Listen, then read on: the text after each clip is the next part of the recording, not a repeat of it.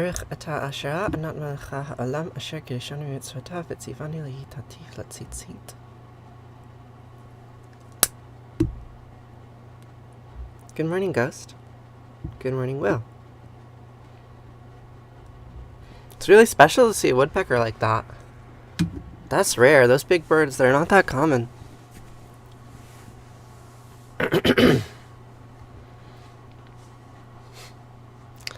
So we'll start with a vocal warm-up, shall we?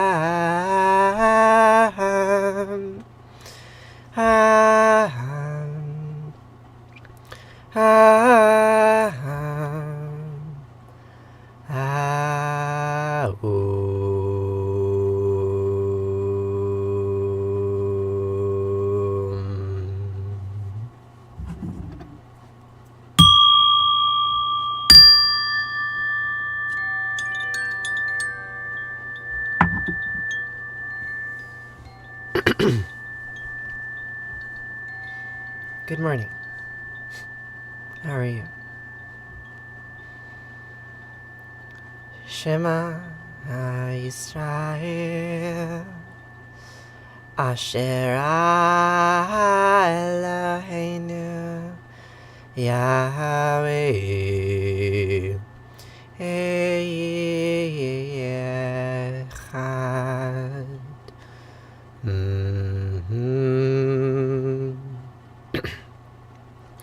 Vahafta et anat Elohecha ובכל לבבך ובכל נפשך ובכל מאודך ובחיוך הדברים האלה אשר נחיל מצווך היום על לבביך ושיננתם לבניך ודיברת בם בשבתך בביתך ולכתך בדרך ובשכבך ובקומך וקשרתם לאות על ידיך וחיו לטוטפות בין עיניך וכתבתם על מזוזות ביתך ובשעריך וחיה כי ואחריו אלוהיך אל הארץ אשר נשבע לאבותיך לאברהם ליצחק וליעקב לתת לך ערים גדולות וטובות אשר לא בנית ובתים מלאים כל טובה אשר למילאת וברות עצובים אשר לא עשת כי ערים וזיתים אשר נתת והלכת ושבת הישמר לך פן תשכח את יהוה אשר תישאך מארץ מצרים מבית עבדים. Bonjour. Will, are you noticing the signal being poor? I was getting some funny kinds of feedback from the TikTok infometer, but maybe I'm just making it up. How are you doing today? How's that woodpecker? I thought so. Yeah, that's really annoying. But there's not much I can do about it. I don't assume it's me. I assume it's TikTok. I mean, maybe it could be my internet connection, but I think my internet connection is pretty good. Yeah, I'm streaming at 10,000 kilobytes a second. There we go. There were some issues. There were some connectivity issues, apparently. Well, I said the Shema alone. So it goes.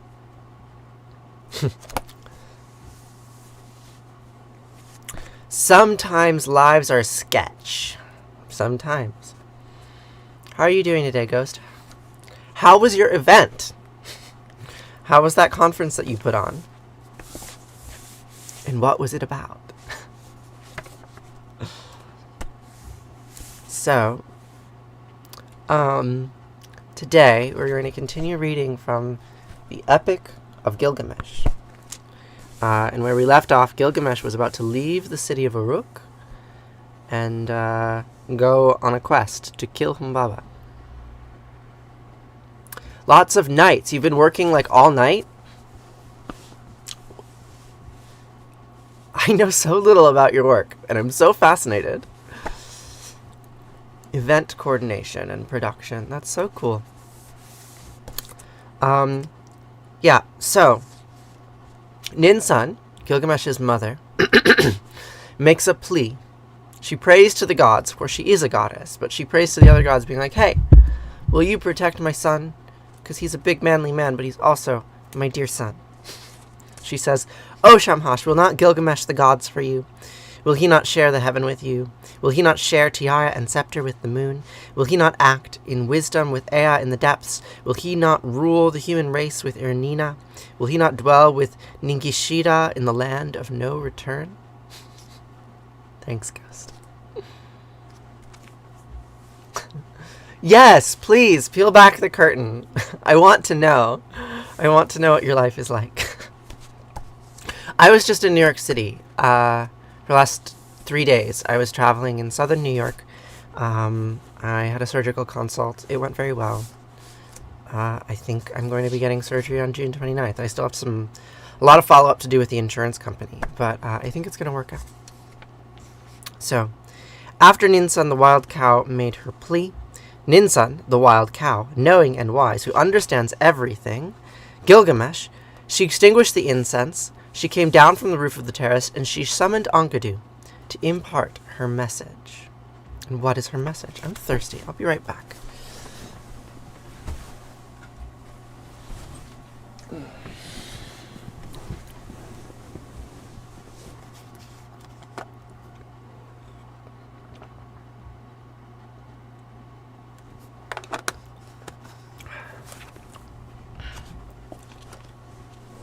So, Ninsun summons Enkidu to impart her message. And what is her message?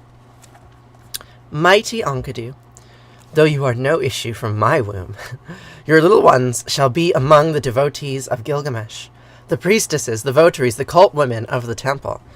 Enkidu has little ones.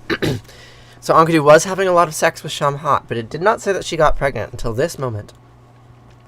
She placed a token around Enkidu's neck, a talisman. As the priestesses take in a foundling, and the daughters of the gods bring up an adopted child, I herewith take Enkidu, whom as my adopted son, Enkidu, for may Gilgamesh treat him well. Wow! So she adopts Enkidu so that Gilgamesh and Enkidu can be brothers. While your journey to the forest of cedars, may the days be long, the nights be short. May your loins be girded, your arms strong. At night make a camp for sleeping. Let watch over. Enkidu promises Ninsun that he will bring Gilgamesh back to safety. Beware the violence of categories, Hadi Patati. That's my tip for you. Enkidu promises Ninsun that he will bring Gilgamesh back safely, until he has gone and returned, until he has reached the forest of cedars. And then we have a gap, and the translator says, the following episodes are taken from an old version, which arranged the material differently from the standard version. Gilgamesh takes an oracle to determine the prognosis of the quest. Lots of testing to see if it's going to go well. None of the prognoses are very good. Gilgamesh takes an oracle to determine the prognosis of the quest. Divination, often by slaughtering a sheep or a goat and looking at certain marks or formations of the liver or the entrails, was a normal practice in Mesopotamia to predict the outcome of important undertakings and crises, such as an illness. The result of Gilgamesh's divinations is apparently unfavorable. Surprise, surprise. So he tries to change the prognosis by offering various blandishments to Shamhash, god of oracles. What is a blandishment? Blandishment. Blandishment. A flattering or pleasing statement of action used to persuade someone gently to do something. Don't forget to like and subscribe. Check out the link in my bio if you want to subscribe on Patreon. That's a blandishment. So, Gilgamesh knelt before Shamhat. I do believe that the Forest of Cedars is in Lebanon. Yes. Have I said that? Right, like the Cedars of Lebanon is like a, I don't know, it's a meme somewhere. But like Lebanon obviously is a modern nation state, and I don't know if this text is going to say Lebanon anywhere. But they're in Uruk, and we know that Uruk is southern Iraq, right? So whether they're going to go to Lebanon or Syria or Turkey, right? They're going northeast. We know that for certain. They're not going into Susa or Anshan. They're not going southwest. Gilgamesh knelt before Shamhash. The speech he made sounds like this. A panda? Thanks, Ghost. I am going, O Shamhash, with my hands raised in prayer. Afar off, may my life be safe. Return me to the safety of ramparted Uruk. Place your protection upon me. Gilgamesh summoned the diviners, his oracle, to the temple. Tears poured down Gilgamesh's face. Yes, Lebanon was famous for cedar trees for centuries, and I wonder how many cedar trees grow there now. The name Lebanon comes from the mountain. I don't know when. Lebanon. Mount Zaphon. But Mount Zaphon isn't in Lebanon, it's in Turkey. That's Baal's mountain. In any case, Gilgamesh summoned the diviners. Tears poured down Gilgamesh's face. My God, the road, and his ways, my God, I do not know. If I come out safely, I will something you to your heart's content. I will build a house for your delight. I will seat you on thrones, right? So that is the pattern, right? Go, kill the monster, then build a house, build a temple for the gods, a seat for thrones, right? So that structure, that tiny little structure there, is the same thing that we see in the Enuma Elish, we see it in the Baal cycle, we see it all over, right? The king does the conquering, and then what does he do? He builds a house and he builds a temple. I think at that, we will conclude for now, but we will be back tomorrow to read these words again.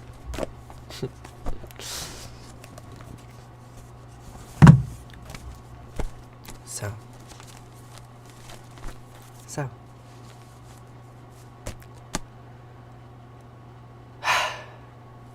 Now it's time for Arati. Hey, Ladybug. How are you, Zoe? It's nice to see you.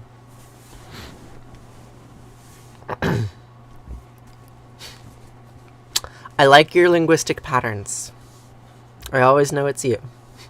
It's really nice, that consistency. I like it very much. So we're going to recite some Sanskrit. The word Arati means flame in Sanskrit. So here we have flame, newly refilled.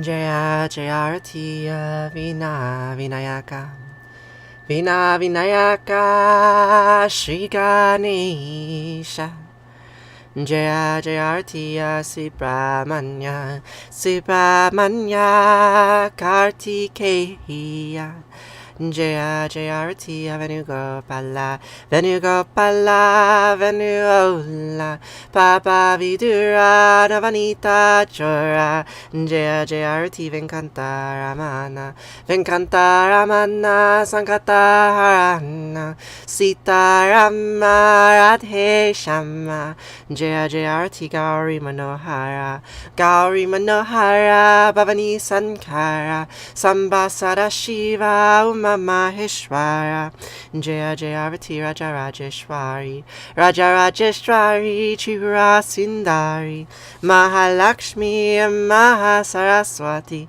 Mahakali Mahashakti Jaya Jaya Arati Anjaneya Anjaneya Hanumanta Jaya Jaya Arati Dattatreya Dattatreya Trimurti Avatara Jaya Jaya Arati Adityaya Adityaya Bhaskaraya Jaya Jaya Arati Sanischaraya Sanischaraya Bhaskaraya Jaya Jaya Arati Sankaracharya Sankaracharya Advaita Gurave Jaya Jaya Arati Sadgurunata Sadgurunata Shivananda Jaya Jaya Arati Vishnu Devananda Vishnu Devananda Vishnu Devananda Jaya Jaya Arati Agastya Munaye Agastya Munaye Shyama Priyaye Jaya Jaya Arati Ayapa Samine Ayapa Samine Dharma Shastave Jaya Jaya Arati Jesus Gurave Moses Gurave Buddha Gurave Jaya Jaya Arati Muhammad Gurave Guru Nanak Gurave Samastya Gurubho Namaha Jaya Jaya Arati Venugopala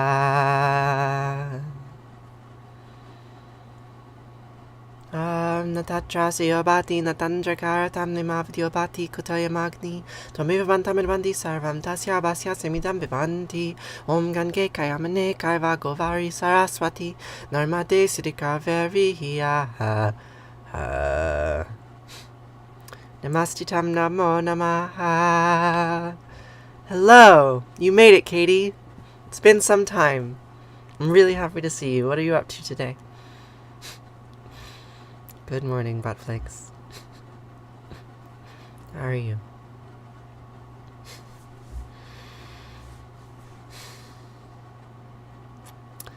Tvameva mata chapita tvameva Tvameva bandusha saka tvameva Tvameva vidya javinam tvameva Tvameva sarvam mama deva deva Kayena vacha manasendriyarva Buddhyatmanava prakrite sabhavad Karom yad yad sakalam prasmahe Narayanaiti sarmarpayami Sarvadharmam pravichaya mamikam safaranambraja Aham sva sarvapapayo mokshayami masucha.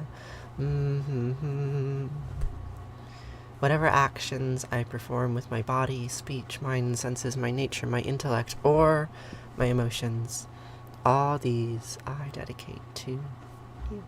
To you! Squad coming through just in time. I feel so lucky to have a squad ghost. You have no idea. It's a dream come true. I got this sweater. I saw my friend Dana for the first time in 8 years. She lives in Brooklyn. I was in Brooklyn a couple of days ago, and I saw her. Dana and I wrote a cookbook together in 2014, but we haven't really been in contact since then. But we have this wild connection. It's so bizarre. I get an email from her every day saying, this is what I did yesterday. And I respond back to that email that I get from her every day, saying what I did. And I don't actually have that much in common with her, at least like our lives don't overlap very much. So like I just get this like tiny little window into her life, like what she's worried about, what her, all of her relationships, and I don't know any of these people.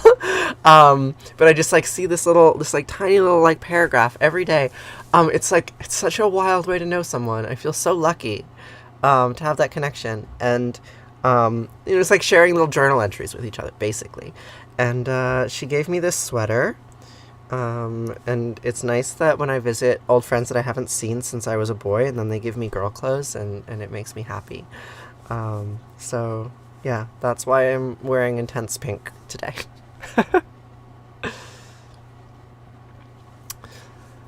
Morning prayer is a good practice. You wish you came from a tradition with a more organized rite. Will says, as the person with the most organized traditional practices of anyone that I know on here. You were telling me you woke up at dawn to do Easter festival, right? Your religion has lots of organized rite. Coming together in a group does give it more power. It's true, right? That's the minion. Right? You have to pray with 10 people, otherwise it doesn't count.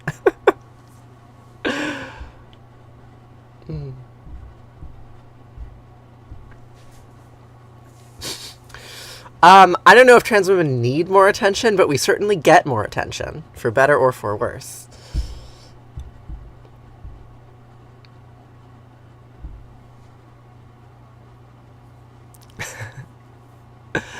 What kind of lives are you doing, Ghost? I didn't realize that you made stuff on TikTok. I'm a follower you. Sin City Citizen, amateur animator, sometimes songwriter. Wow, okay, great. I'm following you.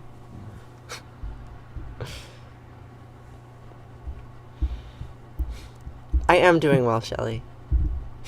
Thanks for asking. You don't have a daily lectionary. What a word. Lectionary? Don't wish for more religious rights. I do wish for more religious rights. I do. Lectionary.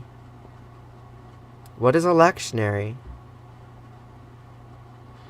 A lectionary is composed of the readings and responsorial psalms assigned for each Mass of the year. Wow. Divided by the day or the theme. What does BCP stand for? Need more attention. I mean, attention is a need. I absolutely need attention. I have no qualms about claiming that and saying that. Like, attention is a need of mine. That's why I make things and put them on the internet. Sometimes you sing, sometimes you draw. Mostly it's chores. We're friends. Yes, we are friends.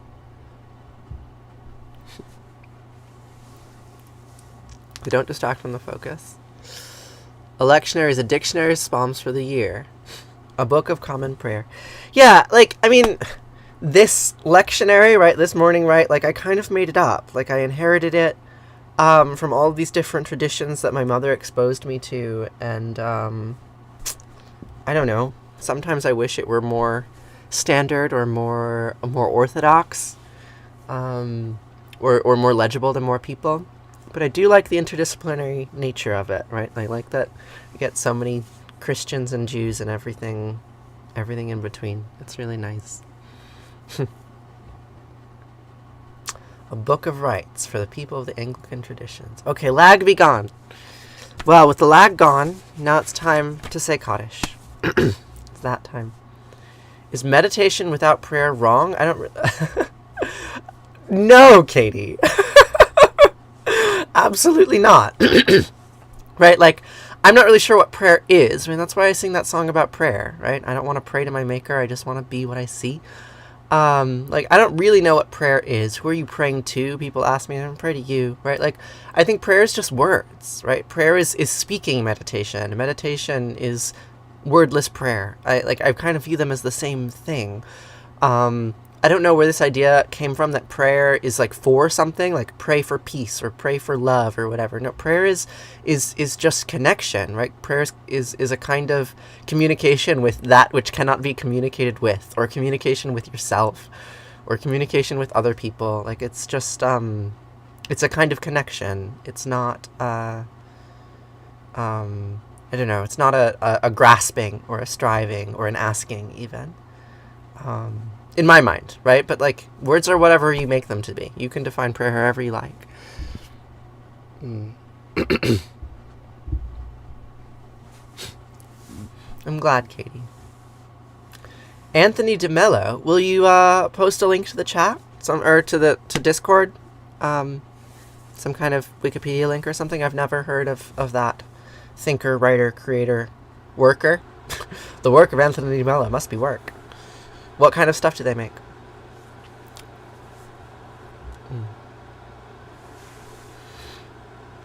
Yeah, I think I meditate when I pray. And I think I pray when I meditate.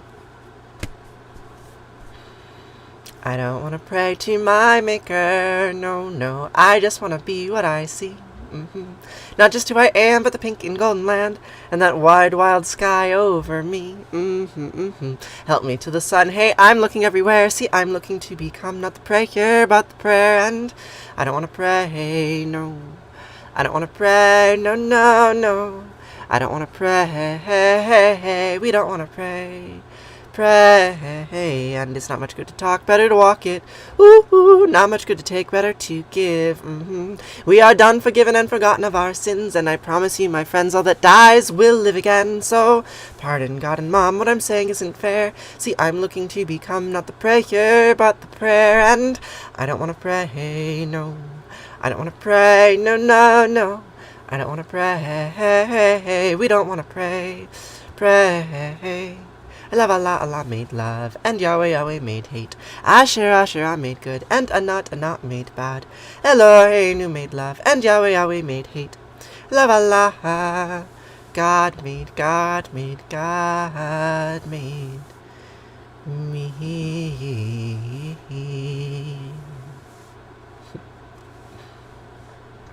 An ongoing doodle is prayer. I don't want to be the prayer, but the prayer, right? So I have a very strong need for attention, unapologetically, right? I have it. It's true. It makes me feel good when I get it. And so that's what, like, I take that line, like, I don't want to be the prayer, but the prayer, very seriously, like, very literally. That, like, here I am in this body, being a body that prays, a person that prays, a self that prays, right? And then when I say the sounds, when I make the image, right, that is then being inputted into my phone and then distributed to you, right? I'm no longer a body once I'm in the phone. I'm an image. I'm a prayer, right? Like, I'm a meme. Like, I don't know. To me, that feels, like, deeply meaningful and important. The fact that I can turn myself into a meme is, like profound, right? Like akin to transcendence.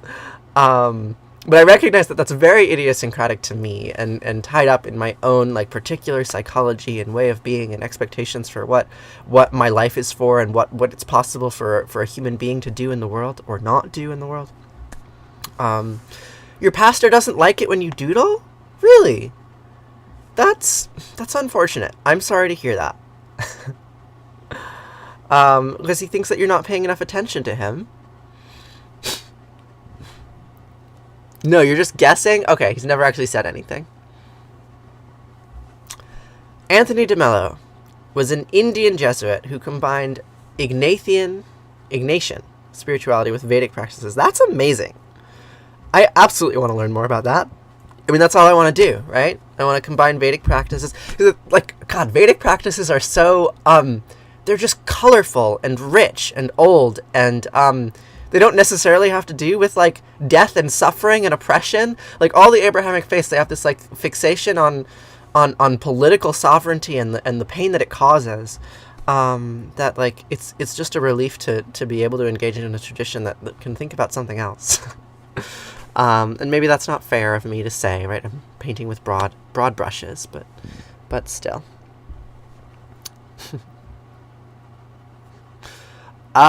Feed it to the trolls, let us stomp. A large zebra busts in through my apartment door and starts eating all my kombucha. What do? I feed the lettuce to the trolls, which is you. Being transposed into verbiage. Yes, right? My body is temporary, but the ideas that I express hopefully can live on beyond me. It's a kind of Gilgameshian immortality. You love the politics of it. God and his throne on high, creating the kingdom of heaven here on earth. I mean, yes, the crucifixion was a lynching. No doubt about it, right? Like, yes, it doesn't, like, it makes sense to me that Christianity emerged 2,000 years ago, right, after the world had experienced millennia of oppression. Like, yeah, we have a need to respond sacredly and religiously to the kinds of political oppression that we invented. Like, it didn't exist 6,000 years ago. The kinds of oppression that exist today just simply did not exist 6,000 years ago. And so we need a theological response to that kind of suffering caused by humans on other humans.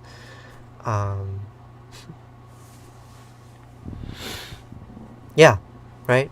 Jesus did become immortal. He was lynched. He was lynched by the Romans. Extrajudicially executed, if you will. But he became a god in so doing. Like, what a thing. People forget the similarities of Stoicism and Christianity. What? That, like, the earliest Christians, they were all ascetics, right? They were all about renouncing. Don't eat that apple, said Saint Saba. I will never eat apples ever again, because the devil tempted me with an apple once when I was meditating in a cave. Some say that the crucifixion never happened, that was written much later. I mean, that's a possibility. Most of the academics that I have read do believe that the crucifixion was a historical event. But I don't actually think it matters, right? Like, so what if it's a story that people have been telling for, what, 1900 years instead of 2000 years. And so what if the story is fictional instead of factual? Like, I don't think it makes it any less impactful on the people who tell the story today, or the people they tell the story to, right? Like, the story is powerful regardless of its verisimilitude to what actually was happening in Judea and Samaria during the Roman occupation of Palestine, to be anachronistic about it.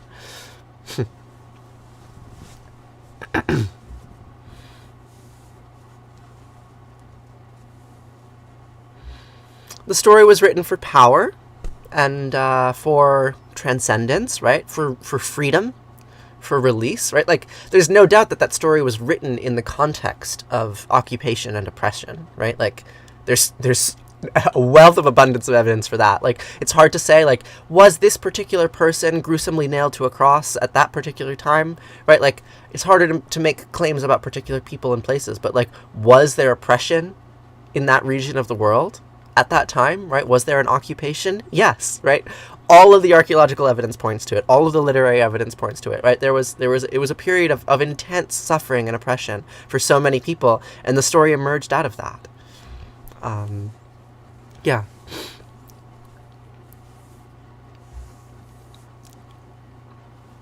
But whether or not he came around, I think he probably did. Certainly the stories made you think that. That is undeniable. Yeah, I think the early Christians absolutely believed it too, right? Like, the movement would not have had the strength that it had if its earliest members thought that they were just crafting a fiction, right? Like, they experienced something, and they wrote about it to the best of their ability. Yeah.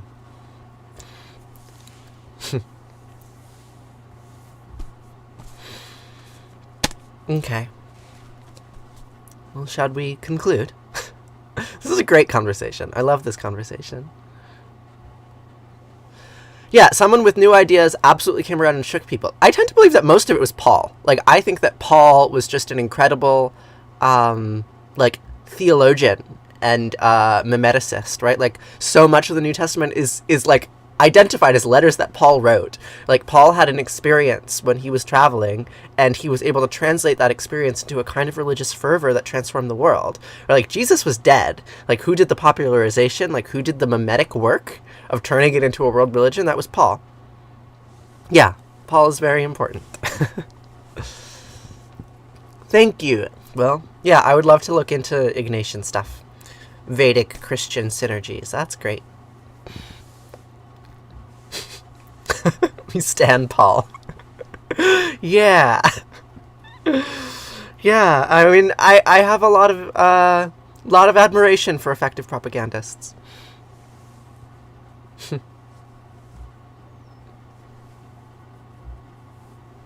That's why they used to put bells on graves. I've heard that story, Buttflix. I think that's an American story. I think that has to do with, like, early colonists.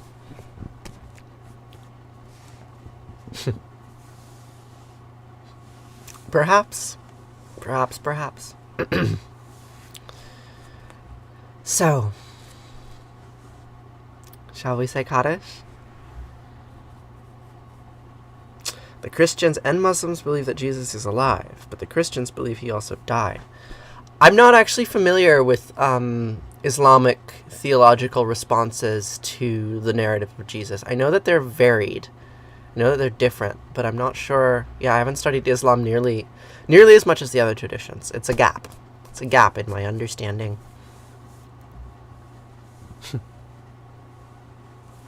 You know a lot about death, yes. As one who has died and lived again. I'm sure you do know a lot about death. Good morning, Sadjen. Sadvijen, sorry. Just an extra syllable in there. I made your day? I'm doing really good, Cloud Dancer 2.0. How are you? So we're going to conclude now with Kaddish. So Kaddish is a prayer of grief and mourning. And we say it together. Saying it together is very important. And it's a way of acknowledging the suffering that we all experiencing, will experience, right? To be a living creature is to strive, to desire, to suffer, and to die. And we know this to be the case, even as we fight against it, because to be a living creature is to fight against entropy, to fight against suffering and death. Hopefully not to fight against evil. I don't know if I like that one. Marie? You got a TikTok? Hi! Marie is my mother-in-law, for those of you who don't know.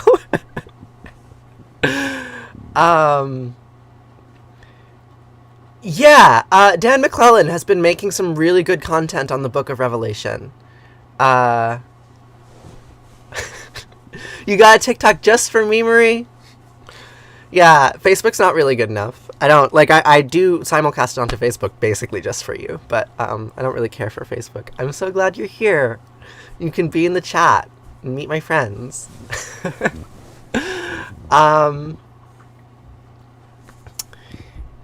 So Dan McClellan has been posting a lot of very interesting content on the Book of Revelation. He said basically that it's Jewish apocalyptic literature, or like early Christian apocalyptic literature, that has a much more adversarial view, revengeful view about the coming eschatology, right? And that it was included in the canon relatively late because of various powerful church leaders who were trying to fight against the Arian heresy, right? So but that it doesn't, at least what McClellan was saying, the stuff that he was putting on TikTok, was that the Book of Revelations doesn't actually fit with the bulk of the other early Christian literature that made it into the formal canon, and that often people use the Book of Revelations to justify certain kinds of vengeful, oppressive practices. I've not read the Book of Revelations myself, so I can't really comment much more. I can just repeat what Dan McClellan has said, because I think he's a really, really excellent scholar. And you should check out his content on it. He's posted a bunch of videos.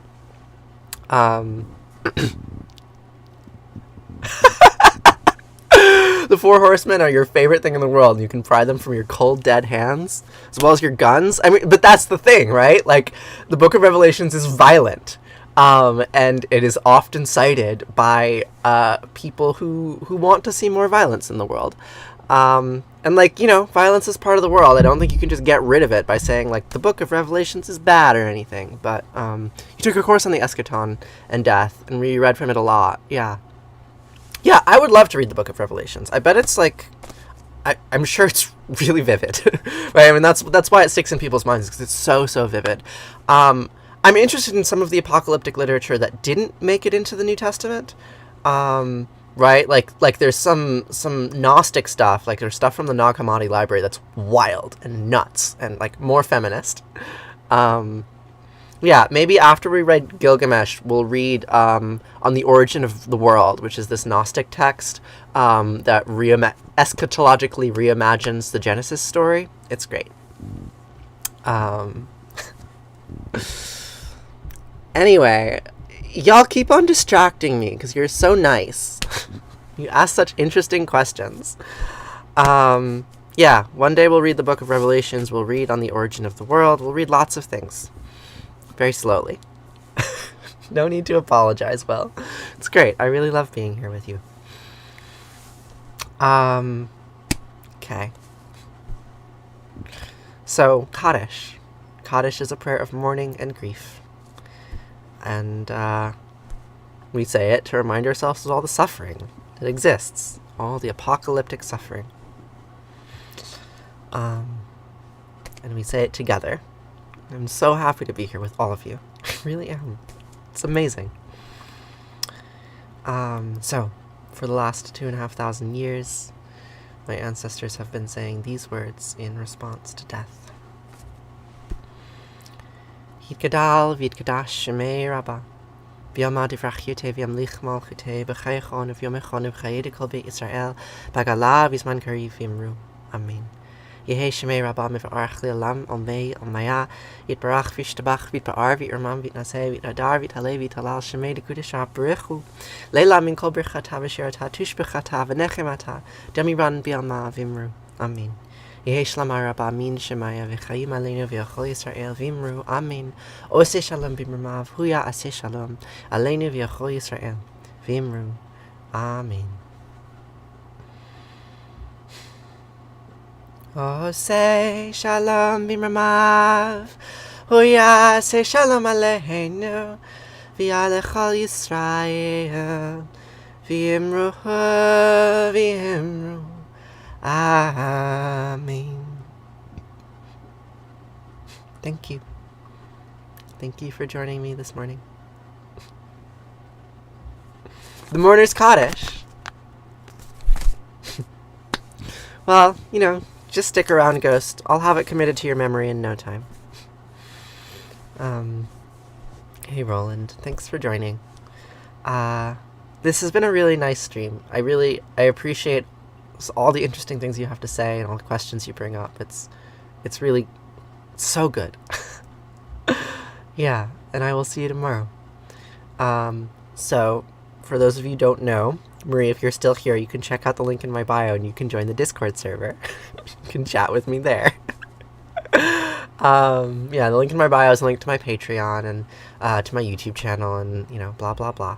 But just, ways of staying in touch. And, thank you for bringing us together for this, too. It takes a village,